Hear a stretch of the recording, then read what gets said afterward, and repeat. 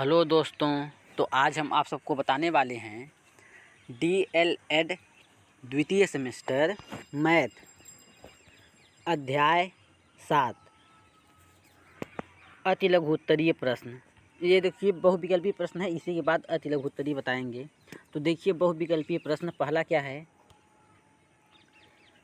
रेखीय समीकरण छाटिए। तो बताइए इसमें से कौन रेखीय समीकरण है।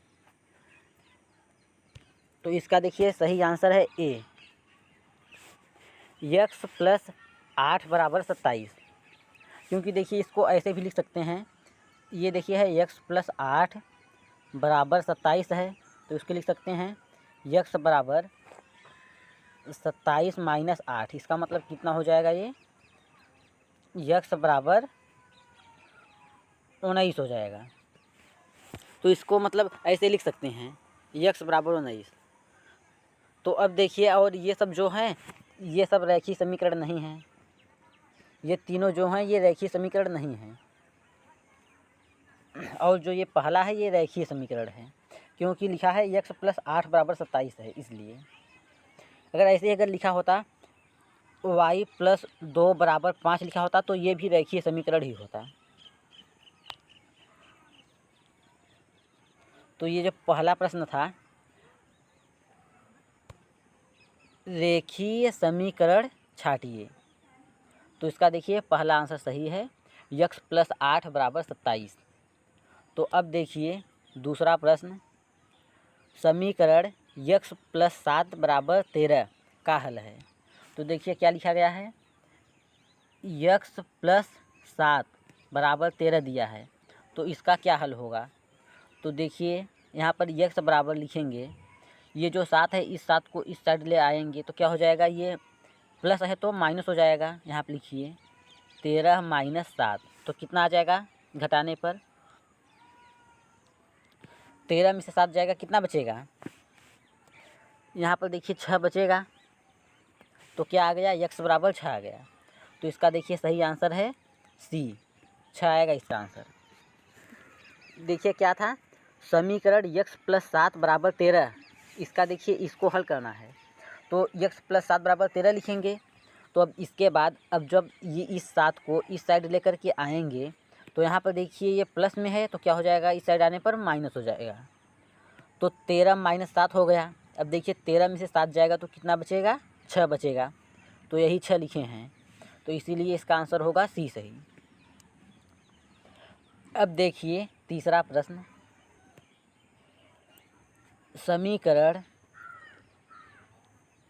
x / 4 = 12 का हल है। तो देखिए क्या है, x / 4 = 12 है, इसका क्या हल है यही पूछा गया है। तो देखिए लिखिए x / 4 = 12 दिया है।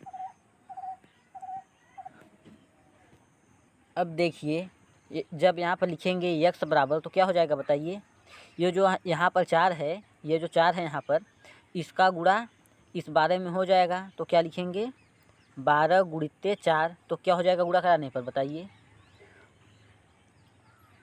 48। तो यही x का मान कितना आएगा, 48 आएगा। तो इसका सही आंसर क्या है, बी, 48 आएगा। देखिए प्रश्न क्या था, समीकरण x / 4 = 12 का हल है। तो समीकरण था x / 4 = 12। तो देखिए इसको ऐसे लिख लिए, x / 4 और बराबर यहाँ पर 12 है। तो अब देखिए जो नीचे है इसका गुणा यहाँ पर हो जाएगा ऊपर, तो कितना हो जाएगा, 48 हो जाएगा। तो यही 48 आंसर आएगा x बराबर।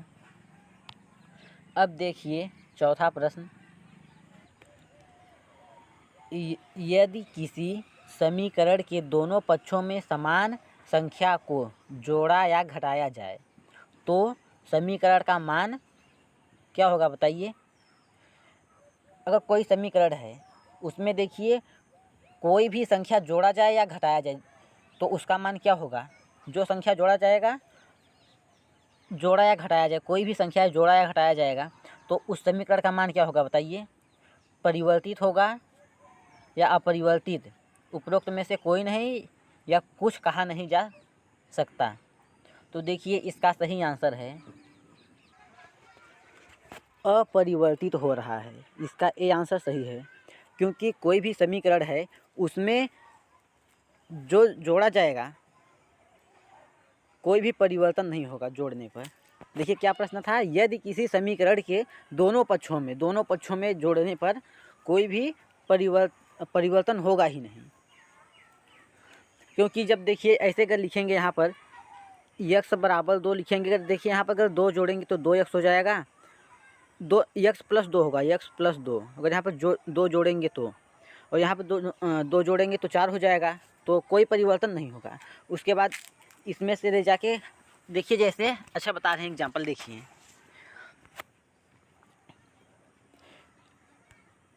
लिखिए यहाँ पर 2x बराबर देखिए 5 है। अगर इस साइड दोनों साइड अगर 3 जोड़ दे रहे हैं ना, देखिए 2x प्लस 3, और यहाँ पर भी अगर 3 जोड़ देंगे तो कितना हो जाएगा, ये देखिए 2x प्लस 3 ही रहेगा, और यहाँ पर ये 8 हो जाएगा। अब इसको पुनः फिर लिख सकते हैं, 2x बराबर 8 माइनस 3 लिख सकते हैं, तो क्या हो जाएगा, 2x बराबर 5 हो जाएगा। इसका मतलब कोई भी परिवर्तन नहीं हुआ है, यही इसका, इसीलिए इसका आंसर होगा अपरिवर्तित हो रहा है। इसका ए आंसर सही है कि जब दोनों पक्षों में जोड़ेंगे तो परिवर्तन नहीं होगा। तो अब देखिए 5वां प्रश्न,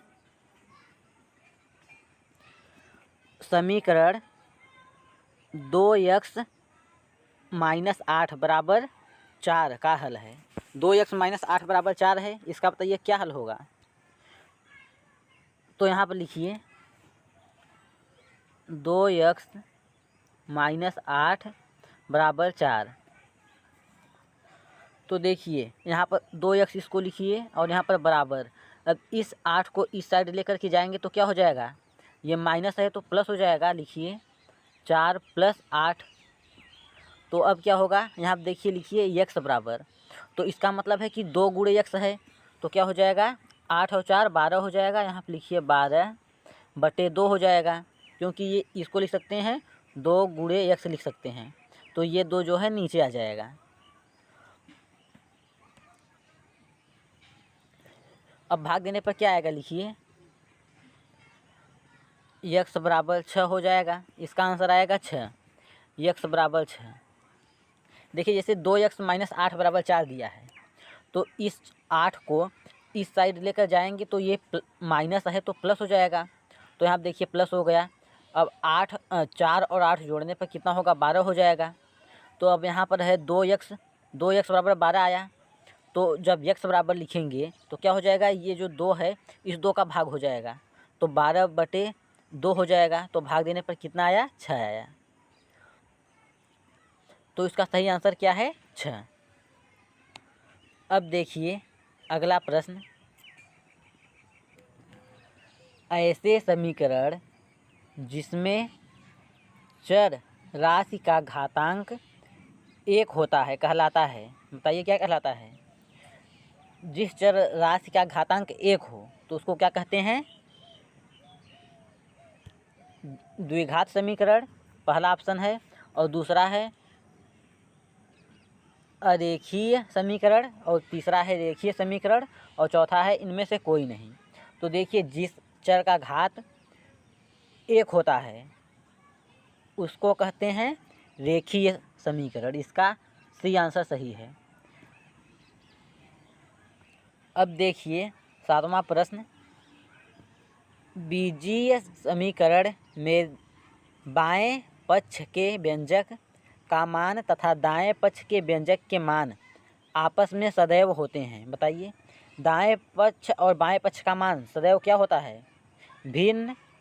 पहला ऑप्शन में है, दूसरा ऑप्शन में है 2 गुने होते हैं, और तीसरा है इनमें से कोई नहीं, चौथा है बराबर।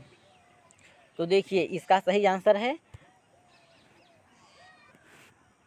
डी, बराबर होता है। देखिए बाएं पक्ष और दाएं पक्ष का मान बराबर होता है सदैव, तो इसका आंसर डी सही है। अब देखिए 8वां प्रश्न, ऐसे रेखीय समीकरण जिसमें एक चर होता है क्या कहलाता है। जिसमें एक चर हो उसे क्या कहते हैं, बताइए। ऑप्शन में क्या है, दो चर रेखीय समीकरण, एक चर रेखीय समीकरण, तीसरा है 3 चर रेखीय समीकरण, चौथा है अचर समीकरण। तो देखिए इसका सही आंसर है एक चर रेखीय समीकरण। इसका बी आंसर सही है, क्योंकि देखिए प्रश्न क्या था, ऐसे रेखीय समीकरण जिसमें एक चर होता है, जिसमें देखिए एक चर होता है उसे कहते हैं एक चर रेखीय समीकरण। अब देखिए 9वां प्रश्न, रेखीय समीकरण को कितने विधियों से हल किया जाता है।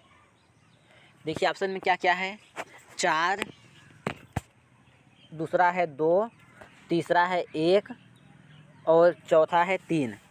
तो देखिए इसका सही आंसर है 3, ये डी सही है। 3 विधियों से रेखीय समीकरण को हल कर सकते हैं। अब देखिए 10वां प्रश्न, किसी पद का चिन्ह परिवर्तित कर उसे समीकरण के एक पक्ष से दूसरे पक्ष में करने की क्रिया को कहते हैं। एक पक्ष से दूसरे पक्ष में जब करते हैं तो उसको क्या कहते हैं बताइए। ऑप्शन में है रूपांतरण या गुणज, पक्षांतर और ये सभी। तो देखिए इसका सही आंसर है पंचांतर, इसका सही आंसर है ये सी। अब देखिए 11वां प्रश्न, एक चर रेखीय समीकरण को छाटिए। बताइए इसमें एक चर है, एक चर रेखीय समीकरण बताइए। इसमें देखिए क्या क्या है, 9x + 4 = 8 और दूसरा है 12x² + 5y = 8 और तीसरा है 6x² + 7x = 15x और तीसरा है 10x³ + 4y = 12। तो इसका देखिए सही आंसर है ए, 9x + 4 = 8, यही इसका है आंसर। एक चर रेखीय समीकरण पूछा है जिसमें एक चर हो। देखिए क्या है, इसमें मात्र x जो है यही चर है। इसमें देखिए x² और x दोनों चर हैं और यहाँ पर देखिए x² और y ये भी दोनों चर हैं इसमें, और यहाँ पर x³ और y दो चर इसमें भी हैं। तो पूछा है जिसमें एक चर हो, तो एक चर यहाँ पर x ही है बस केवल। तो इसीलिए इसका सही आंसर है ए। अब देखिए 12वां प्रश्न, एक संख्या के दोगुनी से 10 घटाने पर हमें 36 प्राप्त होता है तो संख्या है, बताइए। देखिए प्रश्न क्या है, यदि संख्या के दोगुनी से, मान लीजिए कोई संख्या 10 x है ना, लिखिए माना संख्या बराबर x।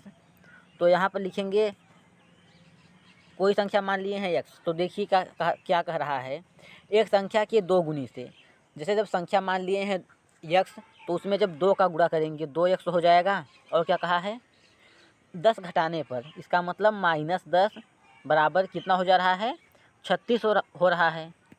तो ऐसे ही लिखेंगे, यहाँ पर लिख लीजिए माना संख्या बराबर x।